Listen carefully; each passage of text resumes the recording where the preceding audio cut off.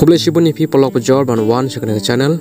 Te pelok mentang lawan rai pi ka khobor ka pasing nat u Donald Trump ulayo ya ka jingbun pai ka election jit President jongka Amerika.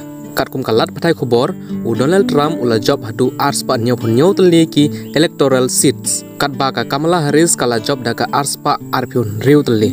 Hakari Amerika ban long President don kamban job ya ka jingbun pai hadu ars pa nyau electoral seats. Ha Amerika kinong te vote kim jo jit bait ya u president. Ya u president la jit daga electoral college ka badon sanspa lai piu prangut ki khot. Ban job ya uno kurtong u ha ban yo ya ka jingbun pai hadu arspa neo peu ne palat ki vote election.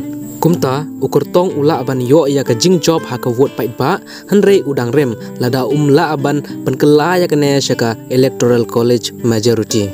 Kum kanuksa haus nam arjakan riu ka kertong jong ka seng democratic ka Hillary Clinton kalayo tam kumba lai million vote ban ya utram hanre kala syarem no hak te ka election namar ba utram ulayo ya ka jingbun pai da ka ba shim lai span riu teli ki vote election.